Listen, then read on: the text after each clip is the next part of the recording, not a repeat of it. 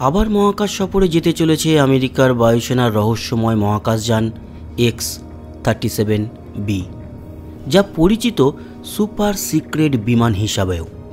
আমেরিকার বায়ুসেনা এবং বেসরকারি মহাকাশ গবেষণা সংস্থা স্পেসএক্সের তরফে যৌথভাবে বিমানটি মহাকাশে পাঠানো হচ্ছে। আগে জানানো হয়েছিল 11ই ডিসেম্বর ওই যান মহাকাশে পাঠানো হবে, তবে পরবর্তীকালে সেই পরিকল্পনা বদলে যায়। আগামী 28শে ডিসেম্বর আমেরিকার রহস্যে ঘেরা বিমান মহাকাশের উদ্দেশ্যে রওনা দেওয়ার কথা। ফ্লোরিডায় নাসার মহাকাশ বিমান উৎক্ষেপণ কেন্দ্র কেনেডি স্পেস সেন্টার থেকে একটি ফ্যালকন হেভি রকেটে চেপে মহাকাশযানটি পাড়ি দেবে।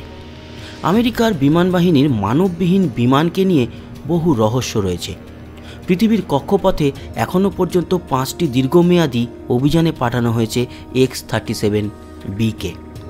প্রতিবার সেই মহাকাশযানের সঙ্গে পাঠানো হয়েছে গোপন পেলোড, যদিও সেই পেলোডে কি থাকে তা কখনো প্রকাশ্যে আনা হয়নি। নাসার রোবোটিক মহাকাশযানটি নাসার বিখ্যাত স্পেস শাটলের মতোই আকারে অনেক ছোট। যানটি ওই 19 ফুট লম্বা এবং 9.5 ফুট চওড়া। ডানার দৈর্ঘ্য 15 ফুটের কাছাকাছি। যে পেলোড সেই বিমানের সঙ্গে পাঠানো হয় তা প্রায় 7 ফুট লম্বা এবং 4 ফুট চওড়া। প্রতি অভিযানের সময় মহাকাশযানটির ওজন থাকে 5000 কিলোগ্রামের কাছাকাছি। এই মহাকাশ অভিযান নিয়ে একসময় বহু প্রশ্ন ওঠায় আমেরিকার বায়ুসেনা একবার এক বিবৃতিতে বলেছিল, X-37B'র প্রাথমিক উদ্দেশ্য হল মহাকাশে ভবিষ্যতের জন্য পুনর্ব্যবহারযোগ্য প্রযুক্তি পরীক্ষা করে দেখা এবং অভিযান সংক্রান্ত পরীক্ষা নিরীক্ষা নিয়ে গবেষণা চালানো। নাসার স্পেস শাটলের মতোই সৌরচালিত X-37B মহাকাশ বিমানটি রকেটের সাহায্যে উল্লম্বভাবে উড়ে যায়। ক্ষুদ্র মহাকাশযানটি 177 থেকে 805 কিলোমিটার পর্যন্ত উচ্চতায় কাজ করার জন্য তৈরি করা হয়েছে। 1999 সালে আমেরিকার মহাকাশ গবেষণা সংস্থা নাসা প্রথম X-37 অভিযান শুরু করে, যা প্রাথমিকভাবে 2টি মহাকাশযান তৈরির পরিকল্পনা করেছিল, একটি approach and landing test vehicle এবং অন্যটি অরবিটাল যান। এরপর 2004 সালে আমেরিকার বায়ুসেনার কাছে প্রকল্পটি হস্তান্তর করে নাসা।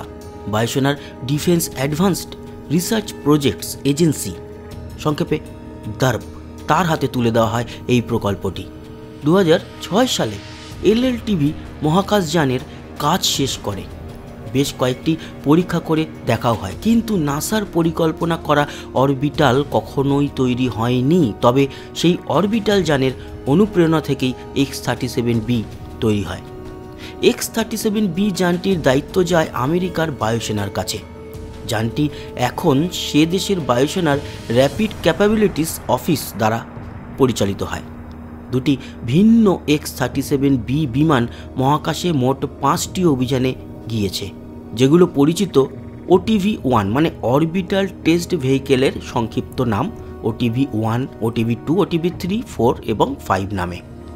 আমেরিকার অ্যাটলাস 5 রকেটটির পিঠে চড়ে প্রথম 4টি অভিযানে গিয়েছিল X-37B। পঞ্চম অভিযানটির সময় ব্যবহার করা হয়েছিল আমেরিকার ধনকুবের এলন মাস্কের সংস্থা স্পেসএক্সের ফ্যালকন 9 রকেটকে। OTV-1 অভিযানটি 2010 সালের এপ্রিলে হয়েছিল। 224 দিন সেটি মহাকাশে ঘুরতে থাকে। OTV-2 অভিযান চলেছিল এর প্রায় দ্বিগুণ সময় ধরে। উৎক্ষেপণের পর প্রায় 468 দিন মহাকাশে কাটিয়েছিল X-37B। 2012 সালের জুনে সেটি পৃথিবীতে ফিরে আসে। এরপর OTV-3 এবং OTV-4 অভিযানের সময় মহাকাশযানটি আরও বেশি সময় মহাকাশে কাটিয়ে ফিরে আসে।